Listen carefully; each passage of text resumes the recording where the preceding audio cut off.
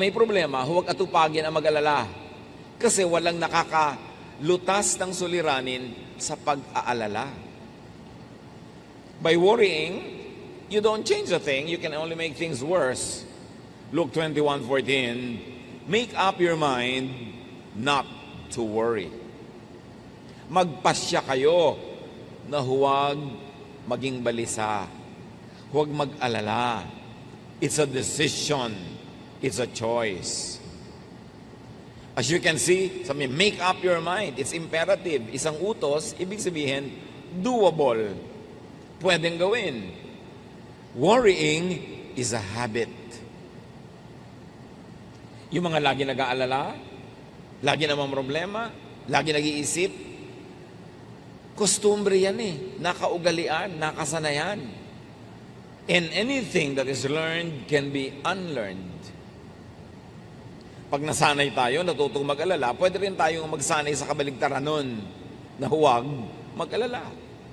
Sasabihin niyo, alam nga namang hindi ako mag-alala. O, ano naman ang pala nyo, kaaalala, kaiisip, meron bang nangyari? Nasolve ba? Philippians 4:6, don't worry about anything, but pray. Pray about everything. With thankful hearts, offer up your prayers and requests to God. Pag may pinoproblema, pag may suliranin, pag may challenge sa buhay, don't worry, sabi ng Philippians. Why worry when you can pray? Imbes sayangin mo at ubusin ang iyong lakas sa pag-aalala, pagkabalisa, pamamroblema, manalangin ka. Yun, may mapapala ka doon. Sabi, pray about everything. At manalangin mula sa isang mapagpasalamat na puso. Kahit may problema ka, magpasalamat sa mga dapat ipagpasalamat. So, ina-acknowledge mo, tinatanggap mong may problema ka, pero mas tinatanggap mong mas malaki naman dapat ipagpasalamat sa Diyos. May problema ako dahil meron akong utang na babayaran, wala pa akong pera. Pero magpasalamat ka, buhay ka pa, pwede ka pa maghanap buhay, may solusyon pa yan. At biruin mo, may nagpautang sa'yo, di ba malaking pasalamat yon na may nagtiwala sa'yo? Na nung nangangailangan ka, may nagpautang sa'yo, so nakaligtas ka sa pangangailangan na yon. So ba't naman hindi ka makakaligtas uli sa pangangailangan ito? So sabi, with thankful hearts, offer up prayers and requests to God. So meron kang problema, sa palagay mo at sa abot ng iyong isip ay ito ang solusyon, di hilingin mo sa Diyos. Kasi alam naman ng Diyos yun. Kaya sabi niya, sa halip na kayo mag-alala, manalangin kayo. Dalhin niyo sa Diyos ang inyong mga pangangailangan nang may kalakip na pasalamat, hindi reklamo. Marami kasi humihiling nga sa Panginoon, pero ang kasama reklamo, in the spirit of reklamo. Pasalamat. Dahil laging may dapat ipagpasalamat. Buhay ka pa. Meron ka pang mga resources. Meron pa tayong isip. Katulad ng mga namamroblema dahil namatayan ang mahal sa buhay. Anong pagpapasalamat doon? Tatanong nila. Well, ipagpasalamat mo na nakahiram ka ng mahal sa buhay. Pinahiram ka ng Diyos ng anak, ng asawa, ng kapatid, kaibigan, ng partner. At ngayong binawi na, huwag kang magreklamo sa Diyos. Magpasalamat ka at pinahiram ka.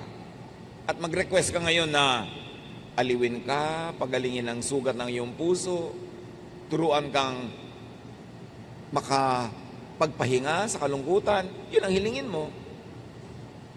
Pero, laging magpasalamat. Nadapa ka ngayon. Ano ipagpapasalamat mo? Kahapon, di ka nadapa. Last week, hindi ka nadapa. Ngayon lang. Kinakalimutan natin kasi yung mga blessing. Kaya nagiging napaka-negative ng paningin natin sa buhay. Pray. Then concerning what you can do, do. Concerning what you cannot do, leave it up to God. Matapos manalangin, matapos na huminga sa Diyos, matapos na mag-unburden sa Diyos, humiling, mag-isip na. Alin ang pwede kong gawin sa mga hiniling ko? Lord, bigyan niyo po ako ng income. O ano pwede kong gawin? Pwede ba ako magtinda? Pwede ba ako mag-buy and sell? Pwede ba akong mamasukan? Then gawin mo na. At yung hindi mo kayang gawin, yun ang ipasa Diyos. Dalawa lang naman ang pwede natin gawin sa buhay. Yung kaya at yung hindi kaya. Yung kaya ay kayanin, gawin na agad. At yung hindi kaya, yun ang ipasa Diyos. Ang problema sa marami, yung kaya nila ipinapasa Diyos. Kaya hindi dumadating ang solusyon. Because God will not do for you what God has empowered you to do.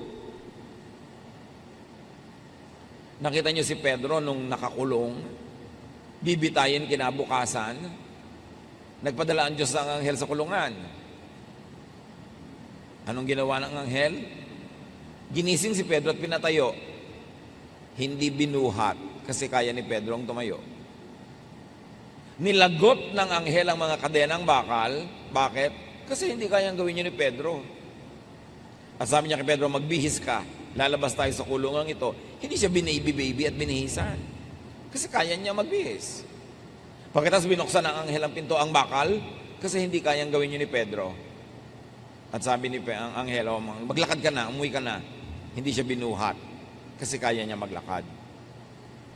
Sa pag-solve natin ng mga problema, mga kapatid, una niyong isipin, what can I do?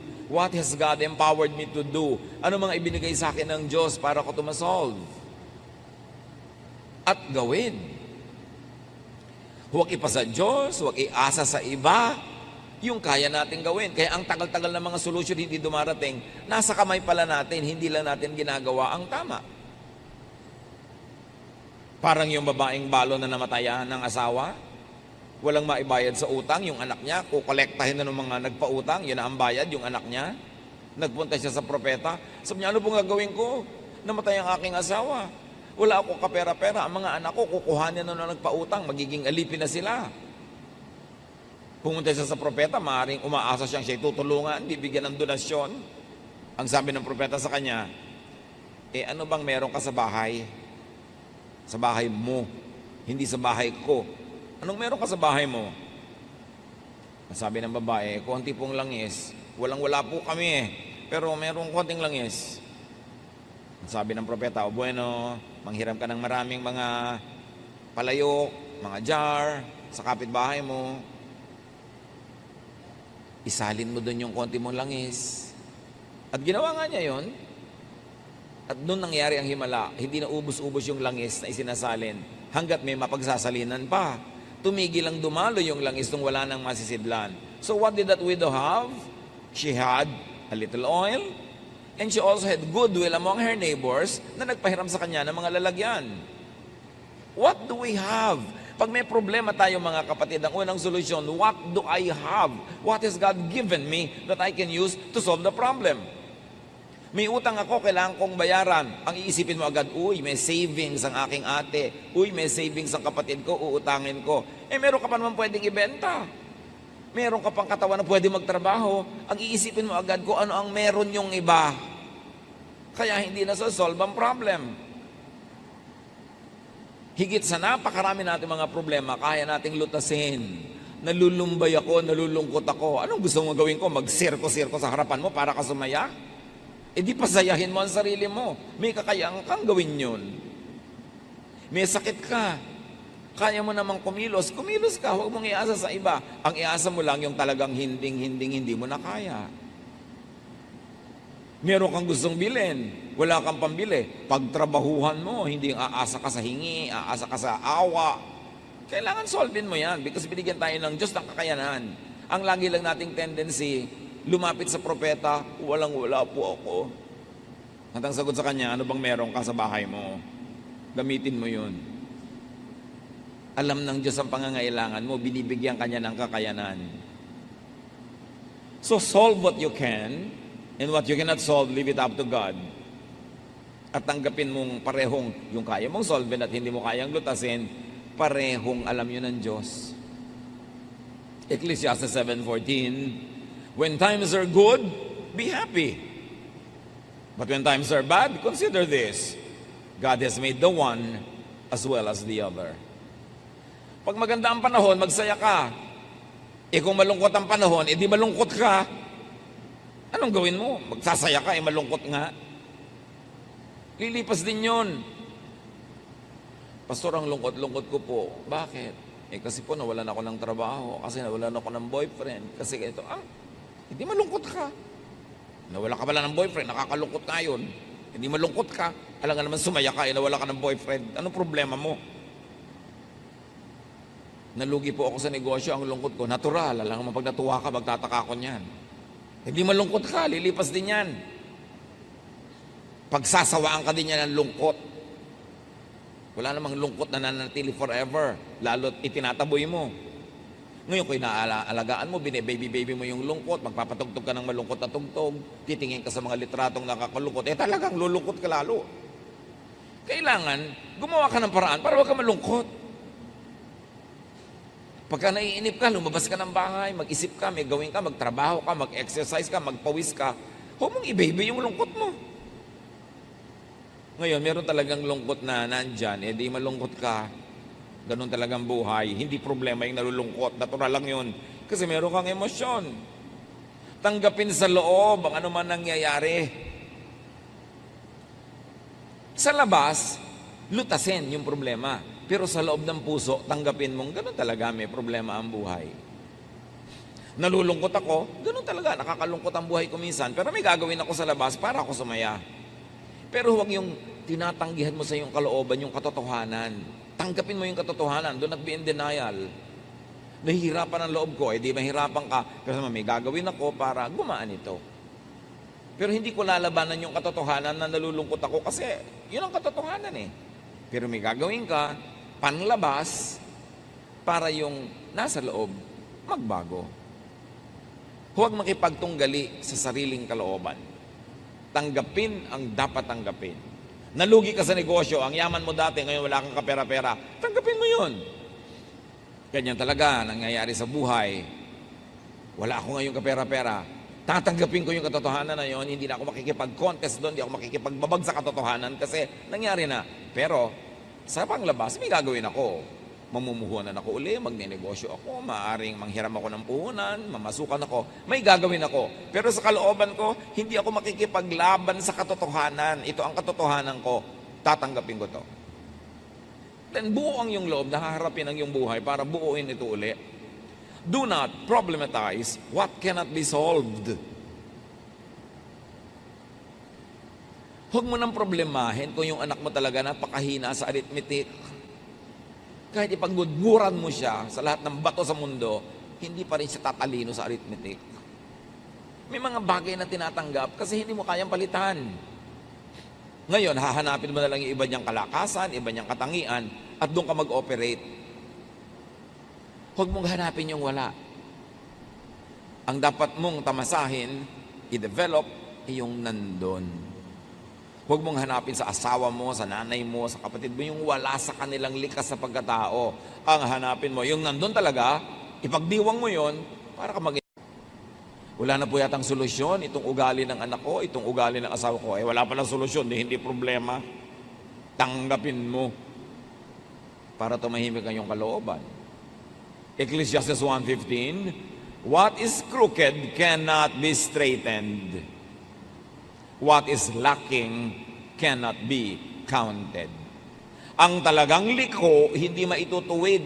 Nilikha talaga yun, sinadyang liko. Huwag mo nang tuwirin. Yung pag tinuwid mo yun, dun mali. Kasi liko talaga yun. At yung wala, huwag mong hanapin. Yung wala, wala. Lalong-lalo yung mag-asawa na ini-expect mo, pupunta sa event, nakita mo, husband lang o wife lang, hinahanap mo pa, nasaan ang wife mo? Nasaan ang husband mo? Gusto mo sabihin, nag-away kami kanina, hindi ko kasama ngayon. Gusto mo pang marinig yun. Huwag ka naghahanap ng wala. Lalo sa mag-asawa. Pag wala yung isa, alam mo na, either talagang may ginawa o nag-away sila. Gusto mo pang uriratin. Bakit wala? Huwag nyo nang hinahanap ang wala. Why struggle? Why stress yourself? Do not problematize a non-problem. Just accept it and live with it. Kahit sa anatomy ng katawan ng tao, meron ka talaga hindi kayang baguhin eh. Tanggapin mo, ipagdiwang mo. Ang lapad-lapad-lapad po ng noo ko. Eh, paano naman natin pakikitirin ang noo mo? Magbabawas tayo ng bungo mo. Patungan mo ng plato. Lagyan mo ng florera, lagyan mo ng drawing, gawin mo. Celebrate it. Instead of worry about it. Pero mo ang lapad ng noo mo. Pwede ng reflector yan pagka may madilim. So, bakit mo pinaproblema yun? Hindi mo naman kayang palitan.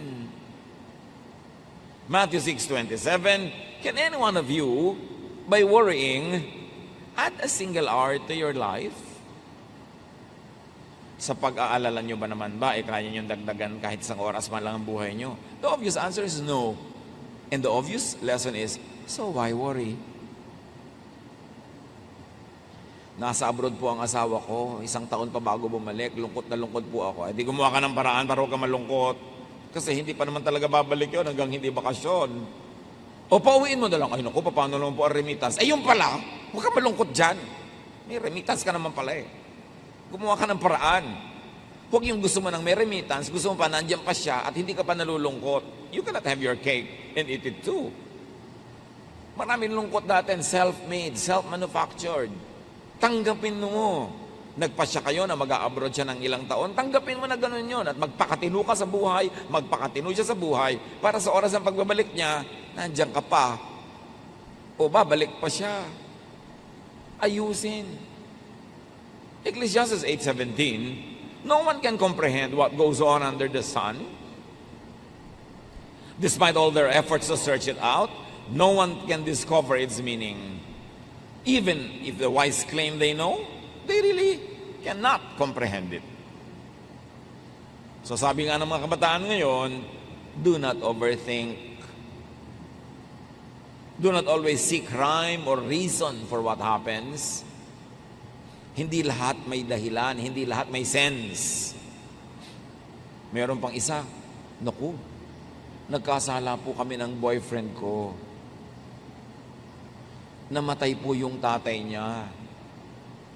Dahil po kaya nag-commit kami ng kasalanan ng boyfriend ko. Sabi ko, anong ibig bang sabihin? Ganun ng Diyos. Nagkasala kayong dalawa, pinatay yung tatay niya.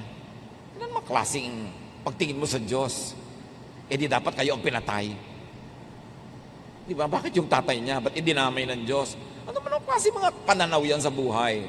Namatay siya dahil namatay siya. May ibang dahilan yun. Hindi dahil may kasalanan kayo. At sa lagay, nagkakasala yung kapitbahay, ikaw bigla ang namatay. Marami tayong baluktot na pananaw tungkol sa Diyos. Kasalanan ng mga maling mga pagtuturo at mga pag-aaral. At sabi sa Ecclesiastes 9:11, time and chance happens to all. Sabi, may mga panahon talaga walang rason nangyayari ang mga bagay-bagay, walang dahilan. Swerte-swerte, malas-malas. Yun talagang ibig sabihin ng Ecclesiastes 9:11, ha? Huwag kayong matakot sa word na swerte, malas. Ecclesiastes 9:11, yung ibang version sabi, some really have their portion of bad luck. Yung ginawa ang tama, ginawa lahat ang mabuti, pero hindi pa rin nagtagumpay, time and chance happens to all na yun. Huwag mong sobrang sisihin ang sarili mo, sisihin ang iba, sisihin ang lola mo, sisihin ang mga Kastila, mga Hapon. Talagang nangyayari ang mga bagay-bagay kung minsan na wala namang maisip kang dahilan. Tanggapin mo na lang. Don't overthink. Then do what you can. 1 Samuel 10:7, do what must be done. May kailangan kang kausapin, kausapin mo. May kailangan kang pakiusapan, pakiusapan mo. May kailangan kang singilin, singilin mo. Do what you can. At napaka-importante, do for yourself what the occasion requires. It's the same verse, said in another version. 2 Timothy 1:7, for the Spirit God gave us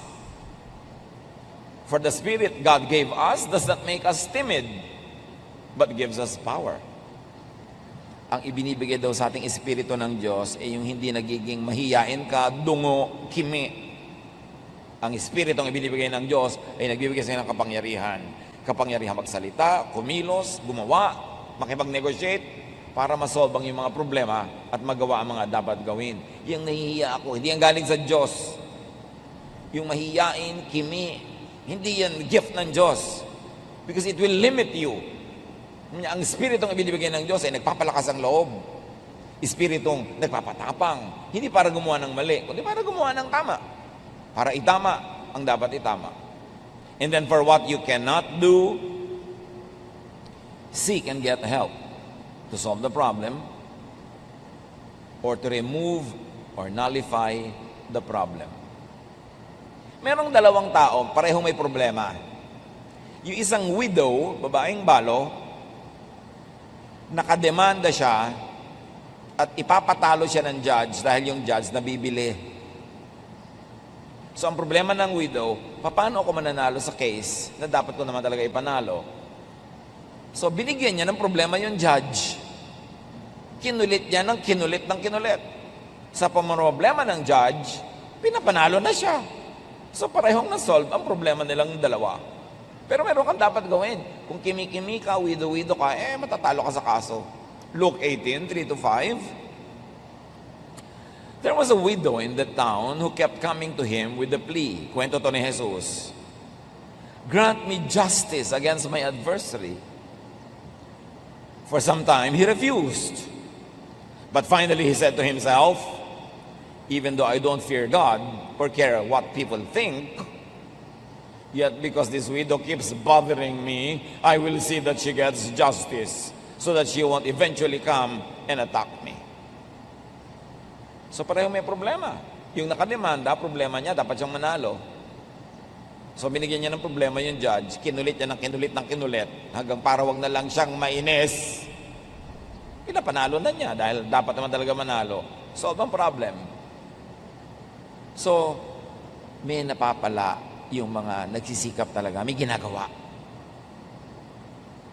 At kung talagang laging may nanggugulo sa'yo, ibigay mo na yung gusto para ka matahimik.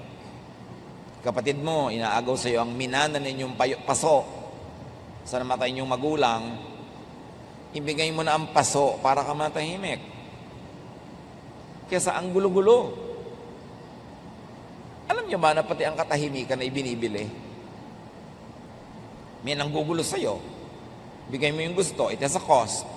Pero mas mahalaga ba yon kaysa sa kapayapaan mo, katahimikan? You pay even for your peace. And whenever you can pay anyway, go for peace. Mas tahimik ang buhay. Nag-aaway kayo. Gusto nyo magkasundo pareho, alam nyo yon. Pero somebody, dapat mauna. Magbaba ng pride at bumate. Hindi ikaw na para matahimik na kayo.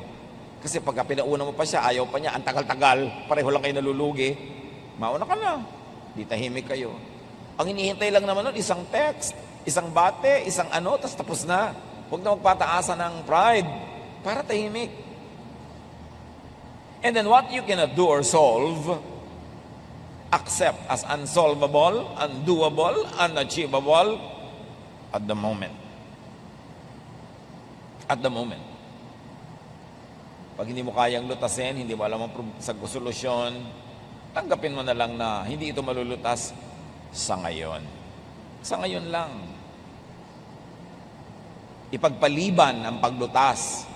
Ecclesiastes 8:6, there is a proper time and procedure for every matter, though a person may be weighed down by misery. May pinakatugmang panahon at may pinakatamang paraan. Kahit pa nga ngarag na ngarag ka na ngayon sa pamamroblema, merong mga dapat tanggapin na hindi pa talaga ito masasolve sa ngayon. At pagka ganon, freeze problems that cannot be solved at the moment. Parang ulam na hindi mo pa pwedeng lutuin ngayon, lagay mo sa freezer. Ganon din ang mga problemang hindi mo pa kayang lutasin ngayon, wala pang malinaw na solusyon, ilagay mo sa freezer and attend to them at the right time. Kailan po ang right time? Malalaman mo, mararamdaman mo pag right time na pwedeng solven. Pero kung nararamdaman mo ngayon na wala pang solusyon, mas mainam na huwag mong galawin. Kasi hindi mo alam. Parang yung mga archaeologists, pag naguhukay sila sa lupa ng mga iba't ibang uri ng kayamanang pangkulturang artifacts, may mga pagka nahanginan nasisira, mayroong pagka na-expose na biglang nabubulok, ang tagal-tagal na hindi nabubulok nung nasa ilalim ng dagat o nasa ilalim ng lupa. So kumukuha lang sila ng konti, kasi iiwan nila yung maraming bagay, tatabunan nila uli. Bakit?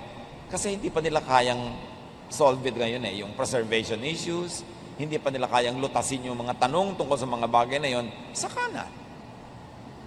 May mga ganon din. Kahit problema na mag-asawa, pinipilit mo, ngayon na, sabihin mo na sa akin, may tama pa rin panahon. Pag premature, na pag-usapan agad, hindi kayo handa pareho, lalo lang nakakasira.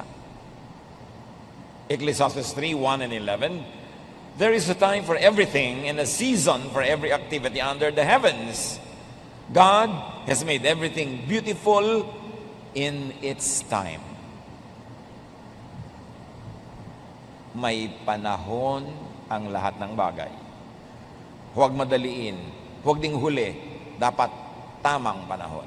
Parang kawayan, ang mga kawayan, alam ng matatanda nung araw, dapat tinataga sa panahon. Hina-harvest sa bare months. September, October, November, December. Pag doon mo pinutol yung kawayan, hindi siya bubukbukin. Or baligtad, huwag kang harvest sa bare months. Basta isa sa dalawa, i-google nyo na lang. Pero ang mahalaga, may tamang panahon. Pati pagputol ng kawayan, may tamang panahon kung kailan mo papagalitan yung dapat pagalitan, sitahin yung dapat sitahin. May tamang panahon para ituwid ang isang maling bagay, may tamang panahon. Hindi lahat ng tamang gawin, kahit anong oras, ay tamang gawin yon. May panahon pa rin. Kaya mahalaga, pag mainit ang ulo mo, galit na galit ka, huwag ka muna kumibo. Dahil definitely, hindi yon tamang panahon. Bakit? Aandar yung init ng ulo mo.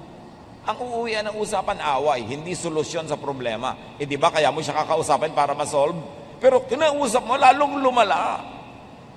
Nagbatuhan na kayo ng refrigerator, ng kotse. Ba't pa kayo nag-usap? Buti pa, wag na lang, saka na. May tamang panahon. Pag mainit ang ulo mo, pag galit ka, pag gutom ka, hindi yun tamang panahon. Importante. God has made everything beautiful in its time. Kahit bata, gusto mong ipanganak na, 2 months pa lang, abortion ang tawag doon. Dapat 9 months.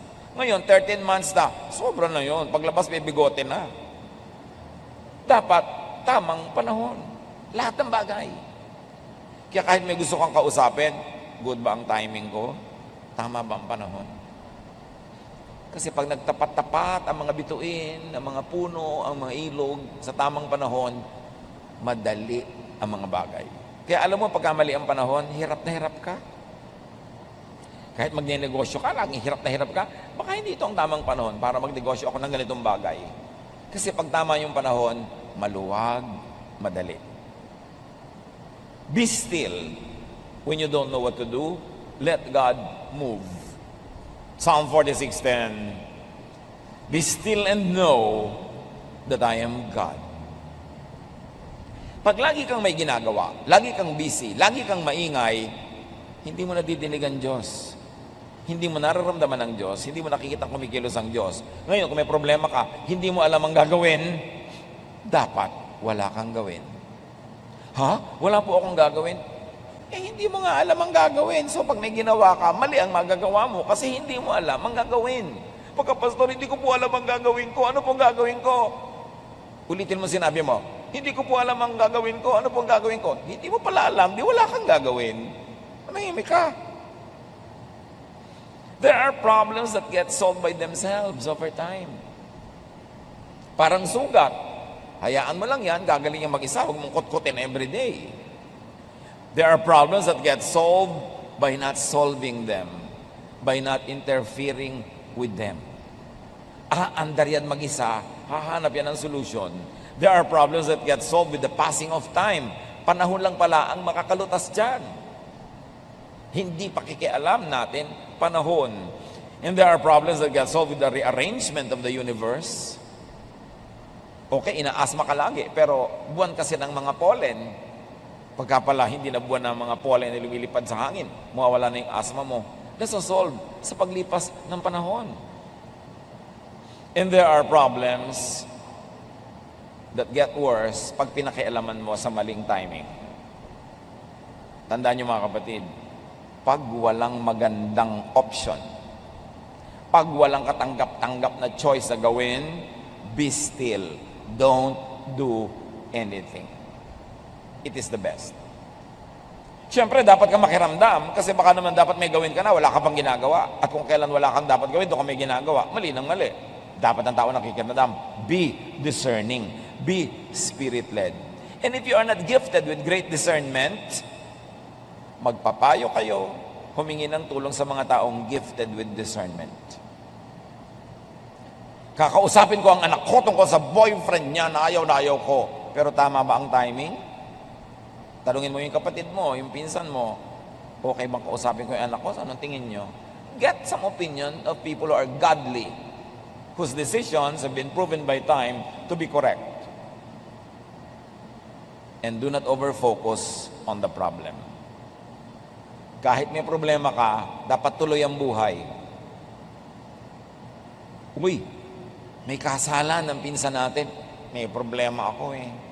Masasolve mo ba by not attending? Hindi. Halika na, umattend na tayo. Tuloy ang buhay.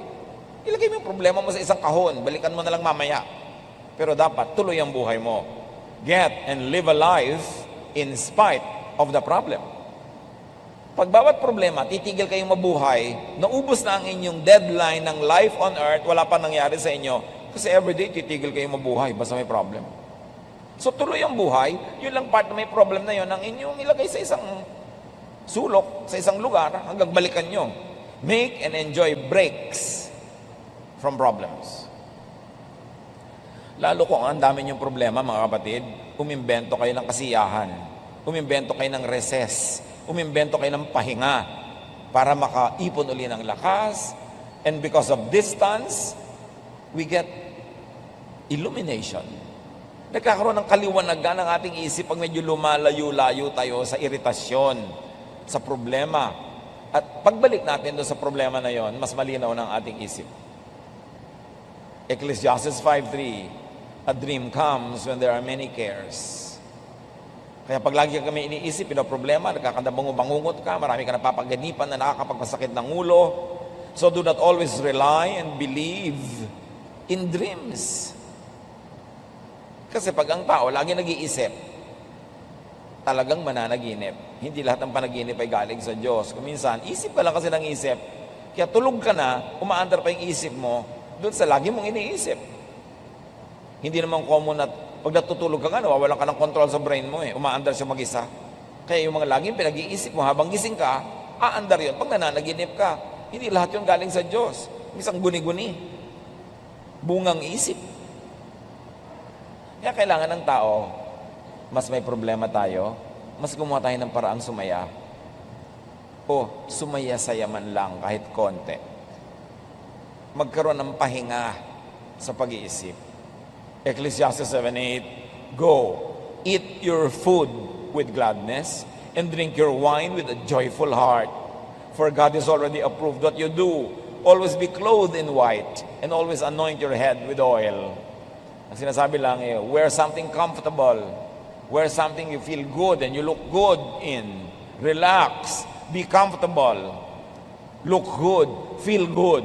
Yan ang armas mo sa pagharap sa maraming problema ng buhay. Lumikha ka ng saya kung hindi ka masaya. Para maputol yung tuloy-tuloy na lungkot. And remember to benefit and learn from problems. Everything that happens is a blessing to those who love God and are called according to His purpose. Because problems are great teachers. Yun nga daw mga batang lumaki na maraming pinoproblema, huwag lang yung talagang sobrang problemang nakakasira na ng isip. Yung maraming nilutang sa problema nung maliit pa, yun ang matitibay paglaki. Yan ang mga mahuhusay ang pagkatao, marunong makiramdam sa kapwa, marunong makisama, kasi maraming pinroblema. Proverbs 24:16, though the righteous fall 7 times, they rise again. So huwag problemahin na huwag magka-problema. Ang ating problemahin ay how to be righteous. Because when the righteous fall, though they fall 7 times, they will always rise again. Be enriched, seasoned, developed by problems, especially trials. Pag dumadating yung problema o trial, isipin mo, lalampas din ito. Anything that will not kill me will enrich me. So pagka hindi ka napatay ng problema, edi ikaw ang nabuhay, pinayaman ka at pinalakas ng problema na yon. So malilipas din ito. Mga kapatid, pag dumadaan kayo sa sobrang dilim, sobrang bigat, sobrang hirap, sabihin nyo ito, this too will pass. Lilipas din ito. Hindi ito forever. James 1:2-4, my friends, be glad even if you have a lot of trouble. You know that when you learn to endure by having your faith tested, but you must learn to endure everything so that you will be completely mature and not lacking in anything.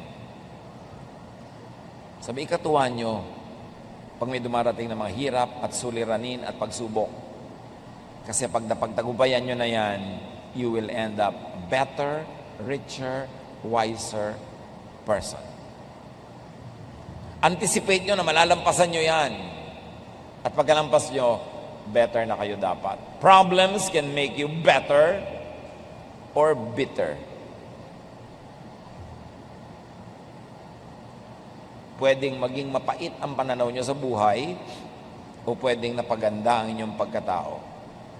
The same heat that melts the wax hardens the clay. So the same problem na nakakagupo sa iba are the same problems that can make you stronger. Turn your problems into blessings by being strong, by doing the right thing, by not doing what should not be done at the moment, and you will end up winner. Choose purpose to be better. Pag dumaan kayo sa malaking paghihirap, mapipili nyo naman kung kayo magiging better o bitter. Kung bubuti ang pagkatao nyo o sasama. Kung kayo nakaranas ng sobrang gutom, makakapili kayo kung magiging maramot kayo pagkalampas noon o lalo kayo magiging mapagbigay kasi ngayon nauunawaan nyo na ang mga nagugutom. Pwede nyo piliin ang inyong reaksyon. 2 Corinthians 4, 8-9 and 17, we are hard-pressed on every side, but not crushed. Perplexed, but not in despair. Persecuted, but not abandoned. Struck down, but not destroyed. For our light and momentary troubles are achieving for us an eternal glory that far outweighs them all. Of course, the original context of the verse is about spiritual persecution because people are godly. But the universal idea behind this verse can be applied in our situation anywhere, anytime. Oo, may problema ako, pero buhay pa ako. Nabibigatan ako, pero hindi pa naman ako durog. May pag-asa pa ako. Ang lahat ng ito, God will turn into blessings and strength for me basta lampasan ko lang using God's methods, doing it God's way. Philippians 4:12-13, I know what is best to be in need. I know what it is to be in need. And I know what it is to have plenty. I have learned the secret of being content in any and every situation. Whether well-fed or hungry, whether living in plenty or in want, I can do all this through Him who gives me strength. So sa meron at sa wala, sa marami at sa konti, sa malamig at mainit, sa hirap at ginhawa, malalampasan ko ang lahat ng ito dahil pinalalakas ako ni Jesus. Yan ang dapat wag lilimutin. And then avoid and minimize possibilities of having problems. Kanina, how to face problems. Ngayon, paano nga pa ba natin mapapakonti ang posibilidad na magkaroon tayo ng maraming problema? O matalo tayo ng problema? 1, empower, strengthen, enrich yourself. Ang daming problema, pera lang ang katapat. So, para maghanda tayo sa mga darating na problema, make money. Save money, invest money, earn money. Kasi maraming problema, talaga, may katapat na peso sign. Ecclesiastes 11, 1-2 or 6. Ship your grain across the sea. After many days, you may receive a return. Mag-export ka daw, magtinda ka. At pagkalipas ng ilang araw, may tubo ka na. Invest in 7 ventures. Yes, in 8. You do not know what disaster may come upon the land. O mag-invest ka pero mag-diversify. Magtayo ka ng maliit na tindahan, mamuhunan ka, mamasukan ka, ganito, magganon ka. Marami kang gagawin kasi hindi mo alam kung saan ka tutubo at saan ka malulugi. Alin ang magkiklik, alin ang hindi. Do not put all of your eggs in one basket. Kailangan, marami kang pwedeng asahan. Kasi sabi, hindi mo alam kung ano mga darating na mga hirap eh. Pag marami kang paa, mas mahirap ka matumba. Kaya dapat, marami kang haligi, marami kang pinagkukunan. Sow your seed in the morning, magtanim sa umagang-umaga, and at the evening, let your hands not be idle, for you do not know which will succeed, whether this or that, or whether both will do equally well. So sa umaga, habang hindi pa mainit ang araw, magtanim ka na. At pagkatanim mo, mainit na ang araw, nasa bahay ka na, hanggang gabi, mag-hobby ka, mag-wood carving ka, magluto ka, magtinda ka, may gawin ka pa. Huwag mo lang asahan yung itinanim mo ng umaga, tapos matutulog ka na maghapon. Dapat marami kang ginagawa. Sabi ganon, kasi hindi mo alam kung alin sa mga ginagawa mo ang magtatagumpay. May mga anak ka, ininvest mo na lang sa isa, pinabayaan mo na yung lahat. Pero sure ka ba na yung isang yun ang magtatagumpay? Hindi natin alam. Dapat investan mo lahat, mahalin mo lahat. Kumisan ka, yung hindi mo pa inaruga ng bata, yung pa ang mag-aalaga sa'yo, pagtanda mo Hindi mo alam. So maging nice ka to everybody. Hindi mo alam kung sino sa mga tao sa paligid mo ang tutulong sa'yo pag nangailangan. Kaso, tulungan mo sila ng tulungan habang kaya mo. Hindi mo alam kung alin sa itinatanim mong buto ang tutubo. So, damihan mo ang tanim. Para masiguro ka. Kasi sabi nga natin, maraming problema, pera ang katapat. Hindi lahat, pero marami. Make money. Yan ang magandang preparasyon para pagdating ng problema, may lakas ka. Ecclesiastes 7:12, wisdom is a shelter as money is a shelter. Nakakakanlong ka sa karunungan, nakakakanlong ka rin sa pera. Mabuti na yung maraming pera, may karunungan pa, marami kang kanlungan. In Ecclesiastes 10:19, money is the answer for everything. Siyempre, may exaggeration involved, pero ang laki ng truth. Mga pera lang ang katapat niyan. Marami ka ng problema, di ba? At lagi natin sinasabi, mga kapatid, kung ang problema ay may price tag, solvable. Ang mahirap na problema yung walang price tag. Kaya dapat ma-eliminate na yung may price tag. Ma-solve mo na, may paghahanda ka dyan. And very importantly, how do you prepare for troubles in life? Make friends. Make allies. Dapat marami kang kaibigan, marami kang kakampi para pagdating ng problema, may tumutulong sa'yo. Walang paghahanda sa problema, sa kasakitan, sa kinabukasan, yung mga taong nakikipag-away sa kapitbahay, nakikipag-away sa sariling mga kapatid, nakikipag-away sa mga katrabaho, kaaway ang lahat. Dahil darating ang problema, wala kang karamay. Nakakatiyak ka ba na lagi kang malakas? Na lagi mong kayang gawin ang mga dapat mong gawin? There are times in our lives when we live only out of charity, na nabubuhay lang tayo at nadudutungan ang buhay natin dahil sa awa ng iba. At dahil pwedeng dumating ang ganong pagkakataon, ang isang malaking paghahanda sa ganon, makipagkaibigan, makipagmabutihan, makipagkapwa-tao, makipagtulungan para magandang preparasyon yun para sa sarili mo ring pangangailangan. Proverbs 12:26, the righteous choose their friends carefully.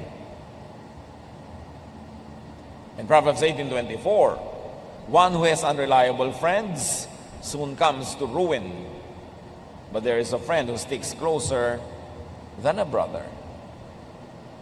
Malaking kayamanan ng mga kaibigan na alam mong dadamayan ka. Napakalaking kahangalan na makipag-away kung pwede ka namang makipagkaibigan. Yung magtaray, magsungit. Inihahanda mo ang sarili mo sa panahon na walang tutulong sa'yo. Yabang yan eh. Kasi akala mo lagi mong kaya ang sarili, kaya mong maglakad, kaya mong bumangon, kaya mong tumayo. No. You don't know what a day may bring forth. Hindi natin alam kung ano ating sasapitin.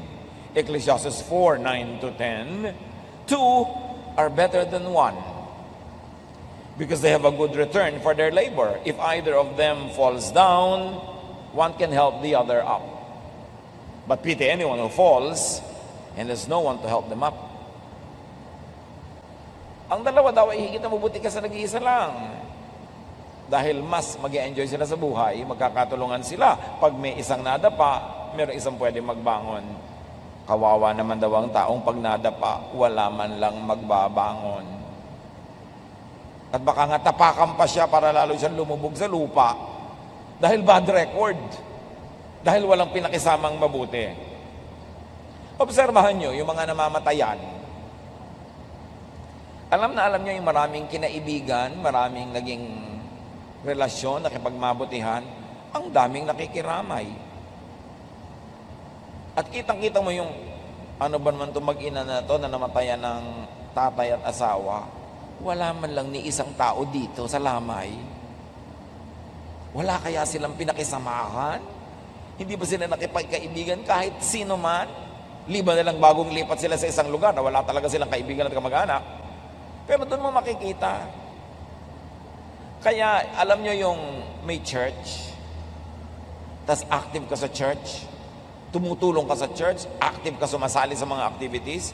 Pag nakasakit kami, dumadalaw. Pag namatayan kami, nakikipaglamay. May mga nag-aambag, may mga tumutulong. Napakalaking social investment. Huwag na natin sabihin spiritual investment. Doon tayo sa mas mababa. Ang laking social investment kung active kayo sa church.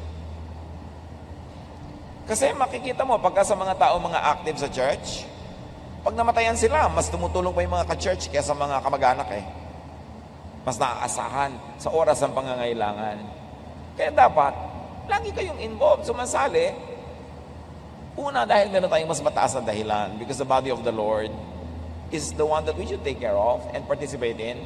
Pero kung gusto nyo lang maging social and practical level, kasi darating ang panahon, mangangailangan din kayo ng karamay, mabuti na yung kayo nang nauunang dumadamay. Proverbs 19:4-6. Wealth attracts friends, but even the closest friend of the poor person deserts them. Everyone is the friend of the one who loves gifts. Hindi ito tungkol sa kasamaan ng tao, ha?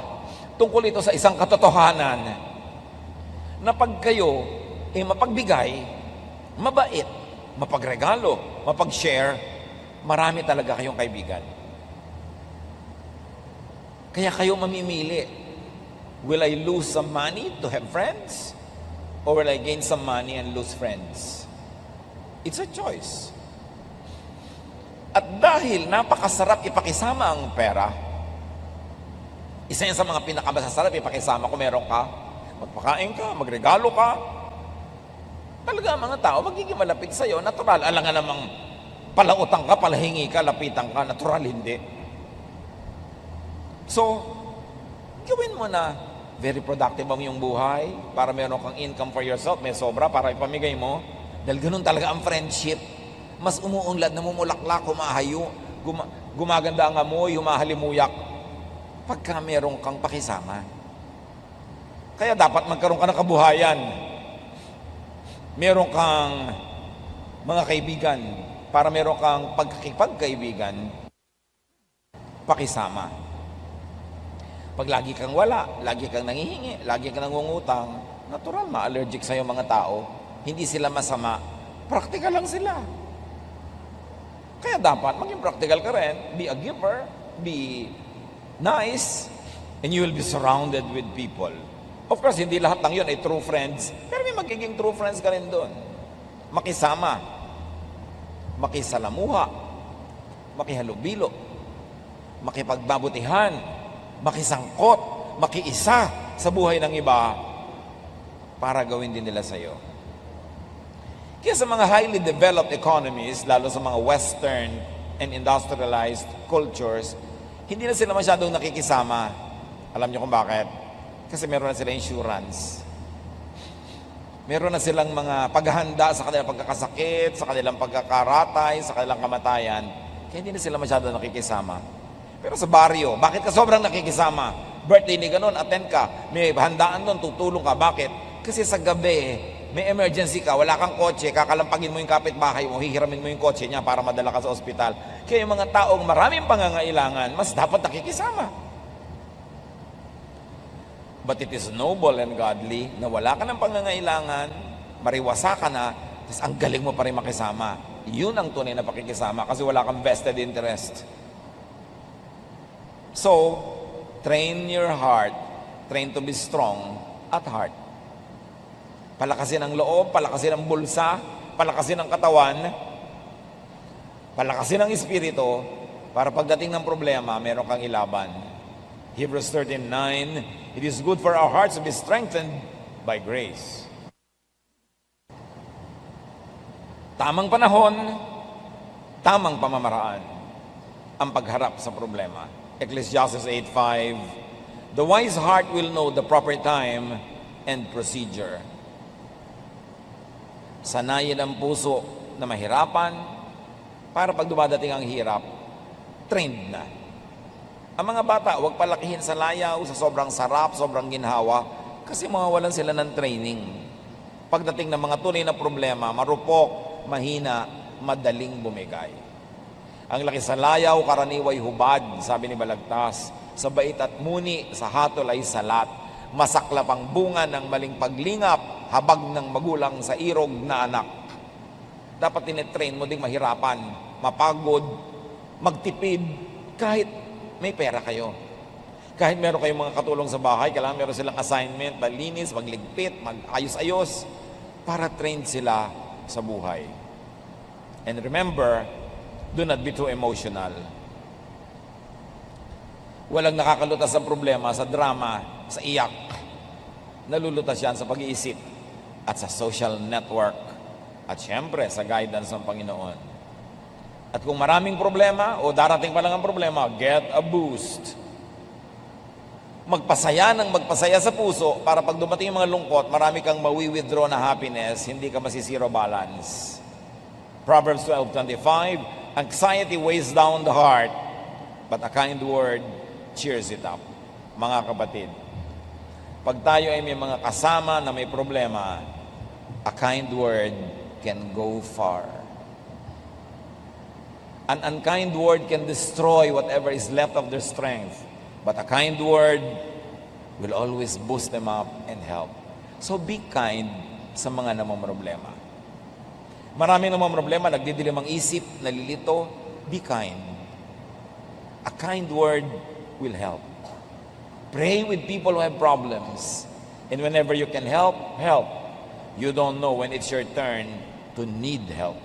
Dear Lord, we thank you that you are there in our hearts, you are there in our midst,